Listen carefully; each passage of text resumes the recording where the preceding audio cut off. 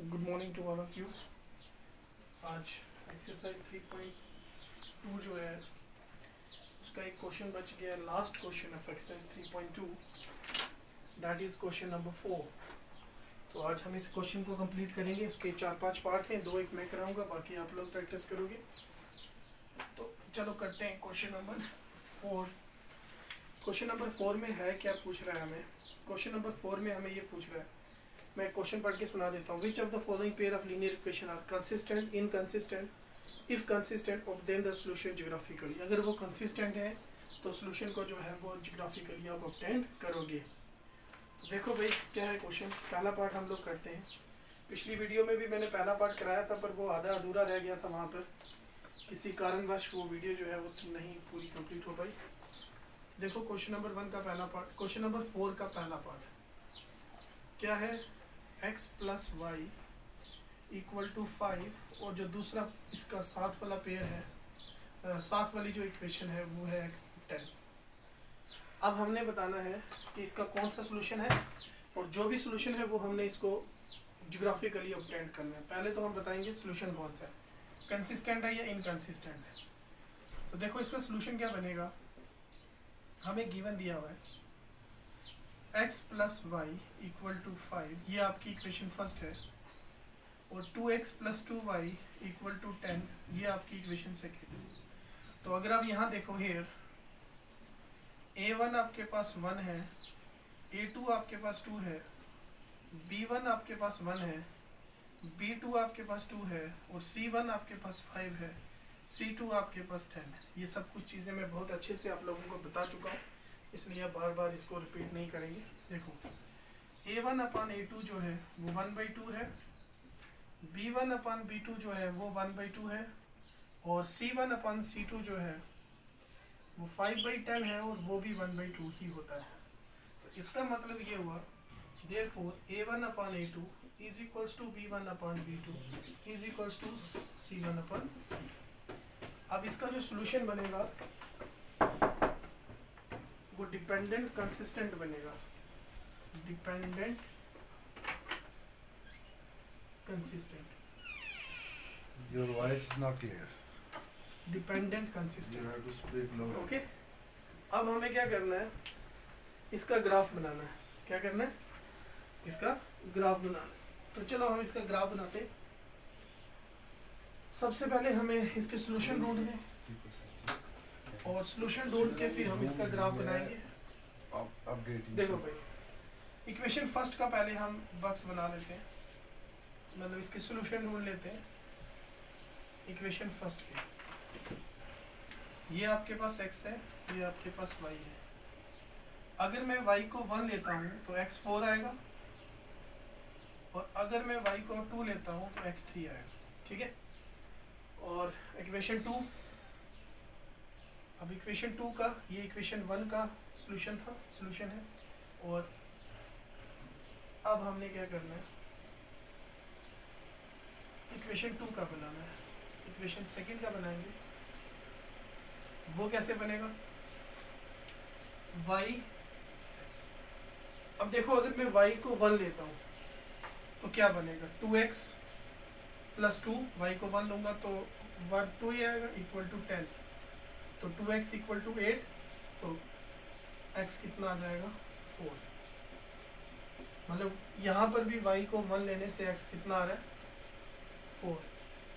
और अगर मैं y को 2 लेता हूँ तो 3 टू द 6, 10 में से 6 माइनस करोगे बचेगा 4, और 2 से डिवाइड करोगे तो अगर मैं y को 2 लेता हूँ तो 2 टू द 4, 6 में से 10 में से 4 निकालोगे तो 6, और इसको 2 से डिवाइड करोगे तो 3। अब हमने इसका करना है ग्राफ। तो देखो इसको ग्राफ में कैसे प्लॉट करेंगे। सबसे पहले आपको क्या करना है, x एक्सिस और y एक्सिस ड्रा करने हैं ग्राफ पर। ये आपका आ गया x एक्सिस और y एक्सिस। ठीक है, अब हमें पॉइंट कौन से लेने हैं, पहले हम इक्वेशन 1 के पॉइंट लेते हैं। x एक्सिस पर हमें कितना जाना है, 4, 1 2 3 4 5, -1 -2 -3, 1 2 3 4 5 -1 -2 -3 एंड -4। अब हम इन पॉइंट को प्लॉट करते हैं। एक्स एक्सिस का 4, वाई एक्सिस का 1, ये रहा एक्स एक्सिस का 4, वाई एक्सिस का 1। यहाँ से ऊपर जाओगे 1 यूनिट, यहाँ से इधर आओगे 4 यूनिट। ये आपके पास आ गया 4 और 1। उसके बाद एक्स एक्सिस का 3 और वाई एक्सिस का 2, ये रहा एक्स एक्सिस का 3 और वाई एक्सिस का 2। यहाँ से ऊपर आ जाओ 2 यूनिट, यहाँ से इधर आ जाओ 3 यूनिट। ये आ गया 3 और 2। अब इन दोनों पॉइंट्स को स्ट्रेट लाइन लाके स्ट्रेट में लाके ज्वाइन कर दो। ये आपके पास ग्राफ बन गया किसका? पहली इक्वेशन का। क्योंकि हमें पता है ये दोनों इक्वेशन जो हैं इनका जो सोल्यूशन है वो कंसिस्टेंट डिपेंडेंट होगा। तो कंसिस्टेंट डिपेंडेंट मींस कि लाइनें ओवरलैप करेंगे। अब ये देखो इसका भी वही है 4 और 1, 3 और 2। तो इसका मतलब इसका जो ग्राफ बनेगा वो भी इसके ऊपर ही ओवरलैप करेगा। तो ये जो है ये ग्राफ आ गया किसका? पहले पार्ट का जो सोल्यूशन है। इनफाइनाइटली मैनी सोल्यूशन होंगे क्योंकि लाइनें ओवरलैप कर रही हैं, तो इनका हर पॉइंट जो है वो आपस में क्या होगा? सोल्यूशन होगा। तो ये जो है ये हमारा पहला पार्ट जो है वो कंप्लीट हो गया। अब हमें करना है दूसरा पार्ट। तो देखो इसको हम एक पार्ट और करेंगे और फिर इस कहानी को खत्म करेंगे। एक्सरसाइज 3.2 कंप्लीट हो जाएगी। फिर बस एक और करेंगे हम। देखो भाई एक पार्ट और कर लेते हैं और फिर इस कहानी को खत्म करते हैं। कौन सा पार्ट करते हैं? फोर्थ पार्ट कर लेते हैं।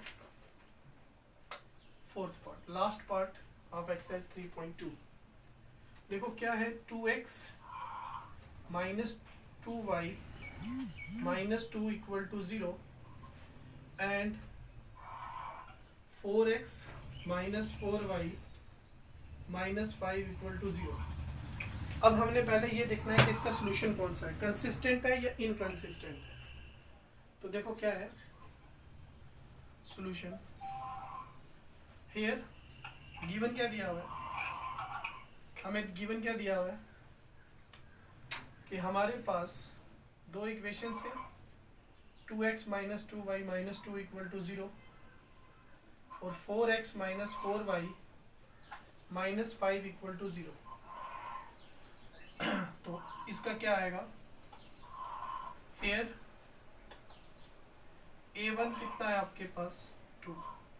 a2 कितना है आपके पास? 4। b1 कितना है आपके पास? -2। और b2 कितना है आपके पास? -4। और c1 कितना है आपके पास? -2। और c2 कितना है आपके पास? बिल्कुल ये एसएसटी की क्लास है। a1 upon a2 जो है a1 upon a2 2 upon 4 आएगा, b1 upon b2 -2 by -4 आएगा और c1 upon c2 -2 by 5 आएगा। अब इसको डिवाइड करके चेक कर लेते हैं। 2 1 the 2 2 to the 4, माइनस और माइनस कैंसिल हो जाएंगे। 2 1 the 2 2 to the 4, माइनस और माइनस कैंसिल हो जाएंगे। इसका मतलब a1 upon a2 is equals to 1 by 2, b1 upon b2 1 by 2 और c1 upon c2 5 by 2। अब हमें यहाँ क्या दिख रहा है? हमें यहाँ ये दिख रहा है कि therefore a1 upon a2 is equals to b1 upon b2 is not equal to c1 upon c2। और हमें पता है कि जब पहले दोनों बराबर हो और तीसरा बराबर ना हो तो उसके जो सोल्यूशन होते हैं वो नो सोल्यूशन होते हैं, मतलब इनकंसिस्टेंट होता है वो। तो इसका मतलब इसके क्या है? ये इनकंसिस्टेंट है, इनकंसिस्टेंट है। और हमें पता है कि हम इनकंसिस्टेंट के सोल्यूशन फाइंड नहीं करते हैं। ठीक है, हमें ये पता है कि हम